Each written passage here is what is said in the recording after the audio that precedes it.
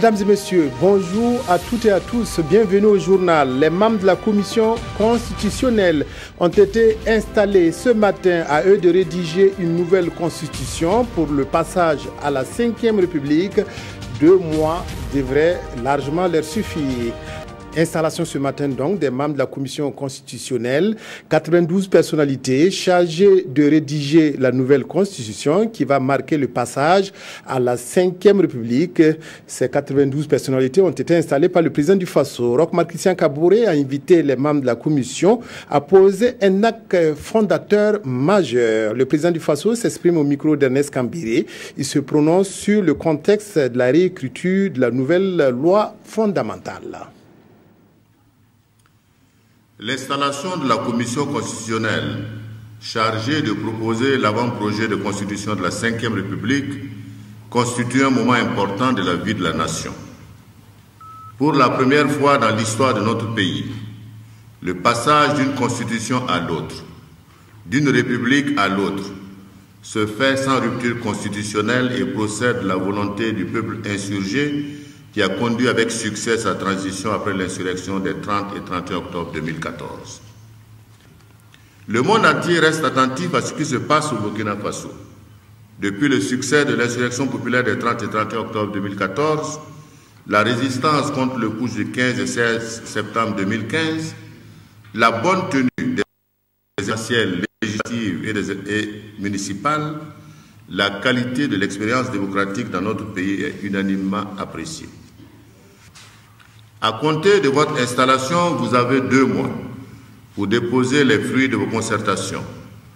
Je voudrais vous assurer, à ma qualité de président du Faso, de mon engagement à créer les conditions d'un bon déroulement de vos travaux qui seront également présentés aux forces sociales dans chacune des 13 régions du Burkina Faso. C'est avec cette note d'espoir que je déclare installer les membres de la commission constitutionnelle et je souhaite plein succès à leurs travaux. Je vous remercie.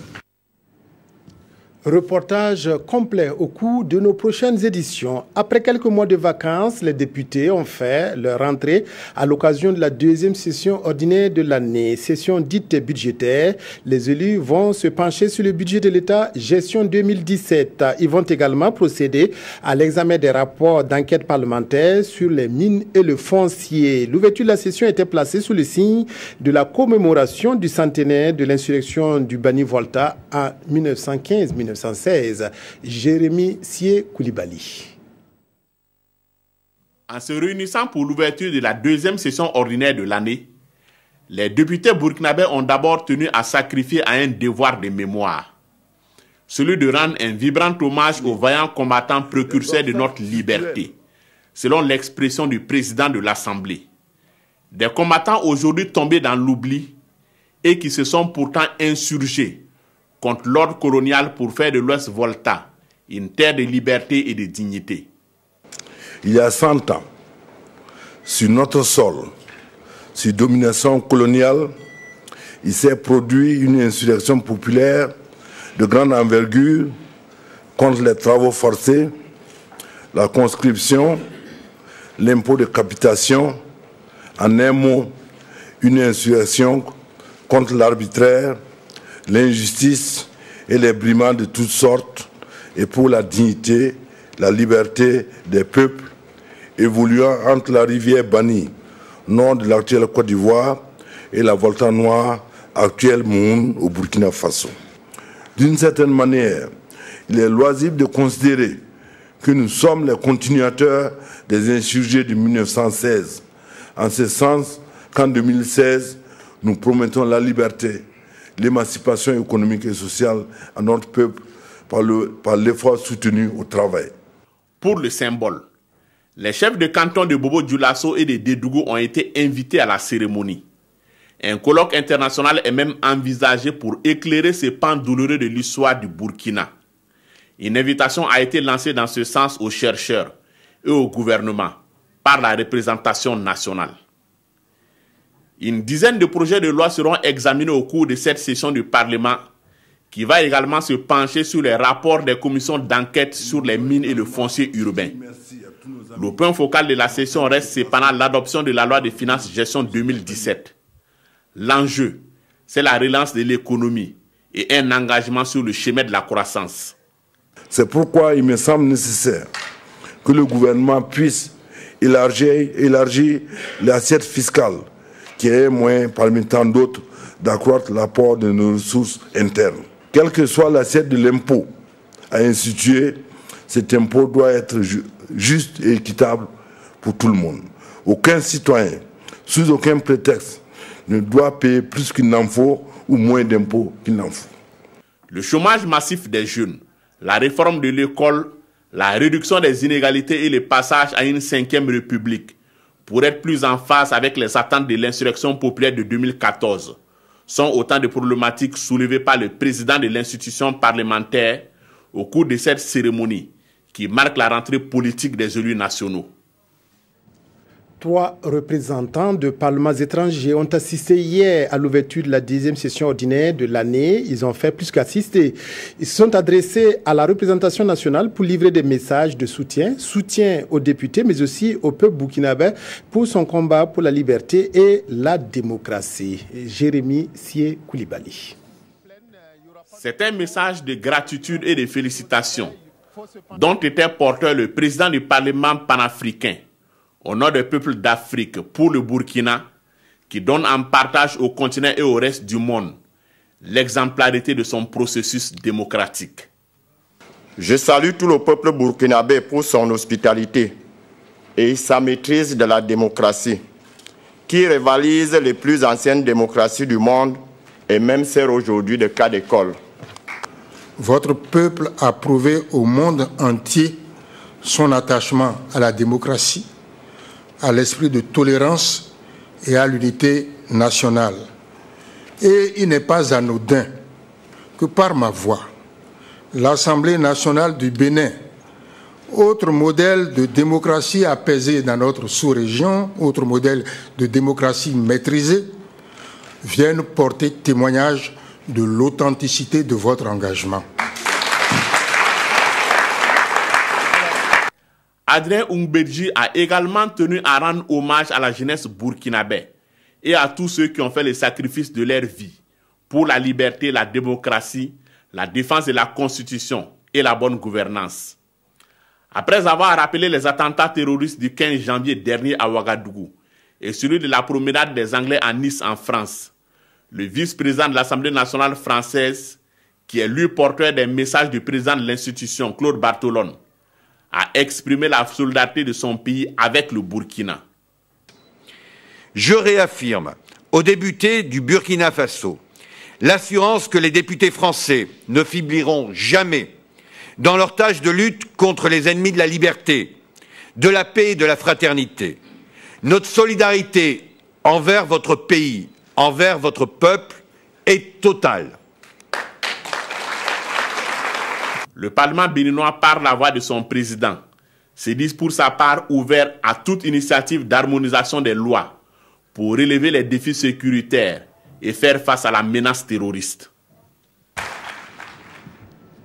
Le M21 sort de son silence pour donner sa lecture de la situation nationale. Le mouvement du 21 avril a critiqué durement la gestion du pouvoir par le mouvement du peuple pour le progrès. Le M21 attend un signal fort en faveur de l'amélioration des conditions de vie des populations de la part du régime. Roger Kam Moukundabire, reportage.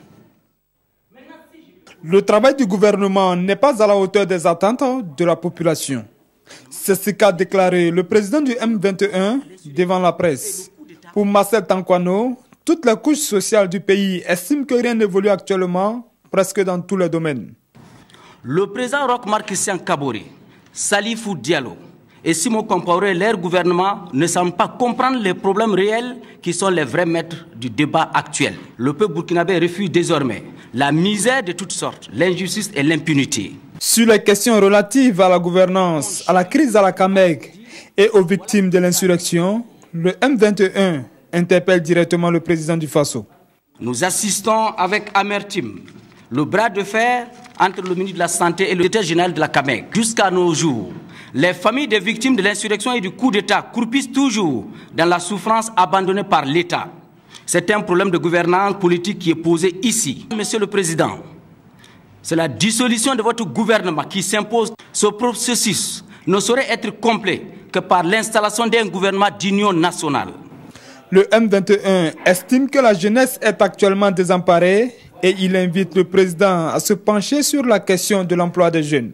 Sur le dossier Thomas Sankara, Norbert Zongo et autres crimes de sang, cette organisation de la société civile dit attendre toujours une suite favorable de la part du régime en place. L'éducation aux droits humains introduite dans les curricula de formation des écoles primaires et des écoles de formation des enseignants marque l'engagement du gouvernement à faire respecter les droits humains dans une nouvelle norme de la conscience collective. Dans cet objectif, une formation est initiée à Koudougou, dans le Boulkiemde, à l'intention des encadreurs pédagogiques des écoles de formation des enseignants des ENEP. Mokhtar Ouedraogo, Mokunda Bire, reportage à Koudougou. Le gouvernement burkinabé veut faire de l'éducation aux droits humains un moyen indispensable à la construction d'une nation respectueuse des valeurs sociales et démocratiques. Des valeurs que les acteurs comptent implémenter à travers l'éducation à la base.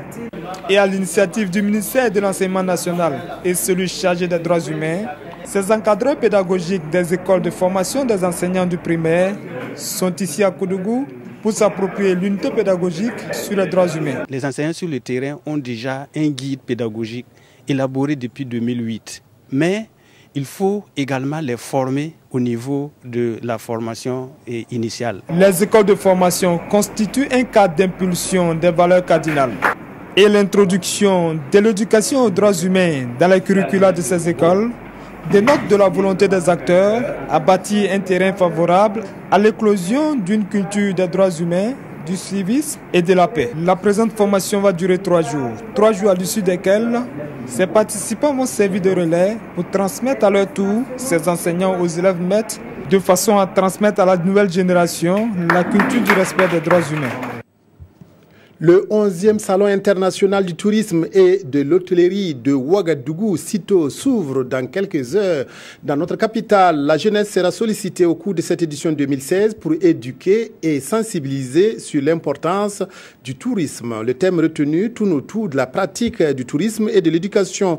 L'idée force est de former des jeunes pour qu'ils aillent à la découverte des potentialités touristiques du Burkina. Moussa Ouedraogo, Mounira Kéré. Le tourisme burkinabé a mal à sa peau et l'implication de la jeunesse est l'une des options envisagées pour lui donner du tonus. Pratique du tourisme et éducation, c'est le thème retenu pour l'édition 2016 du CITO, le Salon international du tourisme et de l'hôtellerie de Ouagadougou. Un thème qui vise à inculquer la culture du tourisme à la jeune génération. Le tourisme qui se pratique au niveau national peut être boosté si effectivement la jeunesse est véritablement concernée. Vous savez aussi qu'au sein du ministère, il y a un travail qui a été fait pour que ce soit le tourisme ou les arts et la culture, qu'on puisse aller à la base. Parce qu'une fois que les enfants sont formés, une fois que les jeunes sont formés, ils deviennent en fait les prescripteurs touristiques de demain. Et pour que la pratique du tourisme soit définitivement ancrée dans les habitudes de la jeunesse, le potentiel matériel et immatériel du Burkina, de même que les atouts touristiques des différentes régions du pays, seront intégrés dans les programmes scolaires. L'ensemble des sites qui sont au niveau du Burkina seront enseignés désormais dans les différentes écoles qui participeront à la fois pour la meilleure connaissance de nos références et valeurs culturelles, mais aussi ce sont ces valeurs-là qui vont être prônées pour que, au niveau du tourisme, qu'il soit effectivement découvert donc sur le terrain. Dès ce vendredi, une conférence publique portant sur le thème sera animée sur le site du CIAO à l'attention des élèves et étudiants.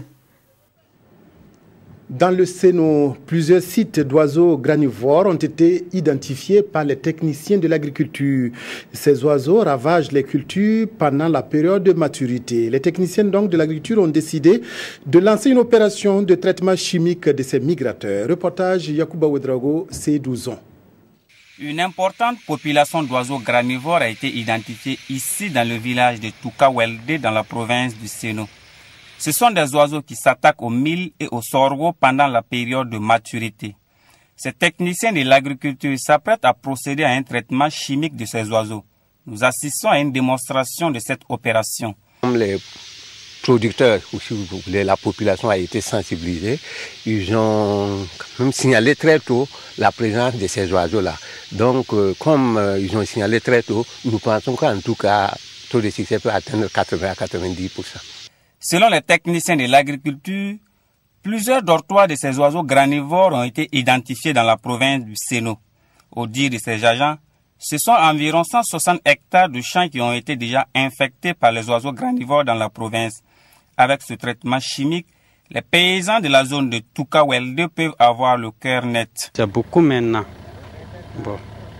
Donc, il a venu poisonner les oiseaux. Voilà, c'est ça. L'oiseau, là, il a déjà fini des mille. Il est content, beaucoup même. Il est content des médicaments, là. Vous, là, il est venu ici, il est content. C'est la 3e année consécutive que les oiseaux granivores sont identifiés dans la région du Sahel.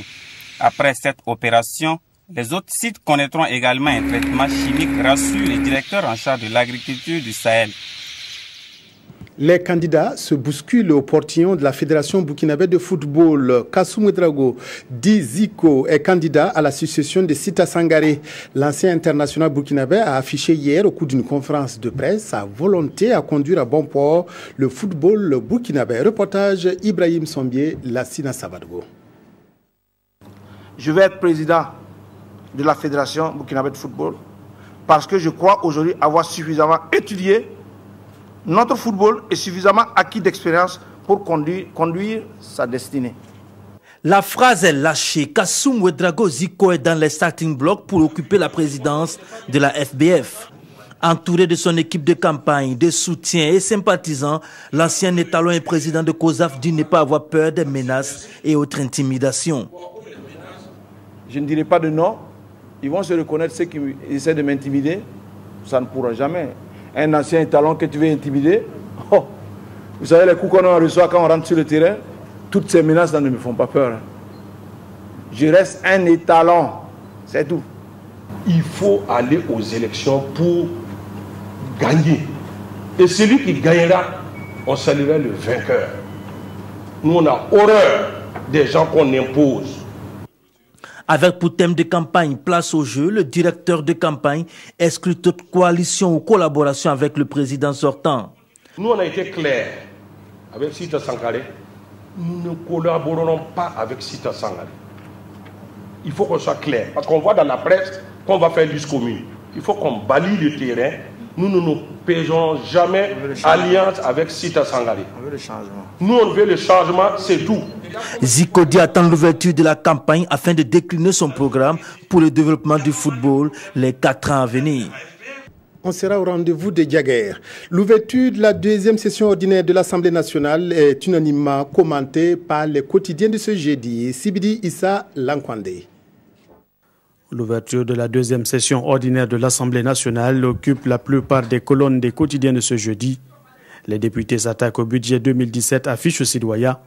Le quotidien d'État explique que ce budget se chiffre à plus de 2000 milliards de francs CFA. Son examen et son adoption vont constituer le clou des travaux de cette session. D'ores et déjà, le président du Parlement appelle à une gestion saine des deniers publics et titre les éditions Le Pays, cela par la dynamisation des structures de contrôle. Pour aujourd'hui au Faso, cette session parlementaire se tient sur fond des 100 ans de l'insurrection voltaïque. 1915 et 1916 ont vu les peuples voltaïques dire non aux travaux forcés et à la domination coloniale, écrit le journal. Un conflit parti du village de Bana à quelques encablures de l'actuelle ville de Dédougou avant de s'étendre sur une bonne partie de ce qui allait devenir plus tard la Haute-Volta. L'observateur Parga y voit là une façon pour les députés de convoquer l'histoire pour mieux éclairer l'avenir. D'où l'hommage rendu à ces vaillants combattants précurseurs de notre liberté en présence des chefs de canton de Bobo-Dioulasso et de Dédougou. Une reconnaissance somme toute normale pour l'Express du Faso qui reconnaît en ces peuples de l'Ouest des pionniers. Rappel historique pour ce journal avant de voir la cérémonie d'hommage à cette insurrection comme la juste récompense pour ces peuples qui ont su dire ça suffit face à l'oppression. Ce qui de l'avis de l'Express du Faso a inspiré le peuple burkinabé des années après. Ce peuple burkinabé s'était levé contre le régime de Blaise Compaoré pour le faire plier en 2 jours sous la pression populaire. Voilà, ainsi se referme cette édition de 13h. Merci de l'avoir suivi. Excellent après-midi à toutes et à tous en compagnie de la RTB.